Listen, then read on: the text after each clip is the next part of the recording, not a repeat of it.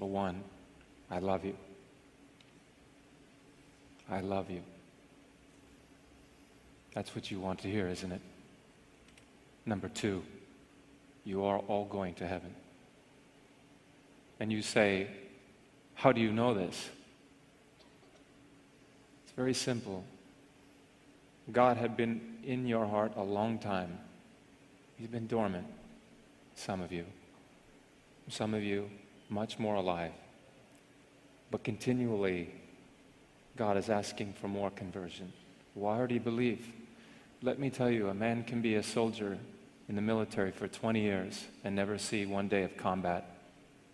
But when he's in that foxhole and he's losing his own men, he's on a whole nother level. God is preparing you now for this level. I will tell you how I know that God loves you this much and how I know that you're all going to heaven. Some of you have had abortions. Some men here and women are adulterers. Some have committed murder. Some of you didn't have the abortion, but you paid for it, so you have contributed to this. Many people are a part of this great sin in this country. Over 50 million in the United States alone. 45 million die every year in the world. These are all God's children, and God brings them home. Now He wants to bring you home, now, in this moment. This is a chance for heaven right now. You don't have to wait to die to experience heaven. But when you committed the sin, any of the 10 Commandments, or the sin of abortion, or contributed to it, let me be very clear. Did you go to one of your friends and ask your friend, hear my story?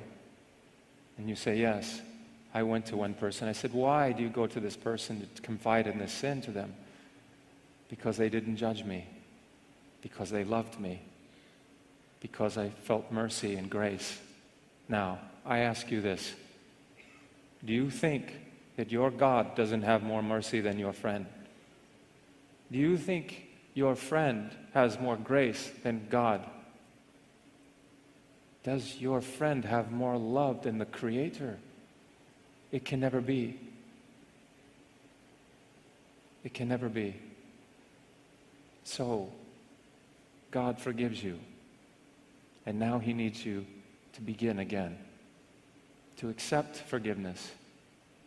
Earlier I said, God never sends a man into hell. People choose this place. Your choice. God made you and loves you. There's never been another like you. He deemed that you would come here. He asked you and you came. Today, you came. You had the courage to come. And there was plenty parts of the world that pulled you from today from even coming, but you came. Don't you know how much God will remember this? Do you think He is a God that's just sitting there waiting to toss you off? You are perfect. There is no one else like you. And without you, He would cry. So He's coming to you now. Right now, in this moment. All He has to hear from you is yes. Yes, you've accepted Jesus, some of you. Keep accepting Him. Every time we sin, we deny Him. Be holy. Be perfect just as my Father is perfect. Or in the Passion, Ha'ozina otiabui, kuma bezrati, shamereni meresha tasher tamenu alai, bakakasaya nafshi adonai, bakakistiti, bakab takti, ba kulitekeho henkehel kosi edemini, ken lakis far, lehewe di lakis far, milatil komare hema haki hida, Hita hivo denale dena kokaver diana havef lakom antun. Hita hivo lakom. My commandment to you is this: you love one another, just as I have loved you. And if that doesn't grab you, maybe this one will. Your name may not appear down here in this world's Hall of Fame, In fact, you may be so unknown that no one knows your name. The Oscars and the praise of men may never come your way, but don't forget, God has rewards that He'll hand out someday. This crowd on earth, they will soon forget when you're not at the top. They will cheer like mad until you fall, and then their praise will stop. Not God, He never does forget. And in His Hall of Fame, by just believing on His Son, forever there's your name. I tell you, friend, I wouldn't trade my name, however small, that's written there beyond the stars in that celestial hall, for all the famous names on earth, or the glory that they share. I'd rather be an unknown here and have my name up there. God bless you. Fantastic.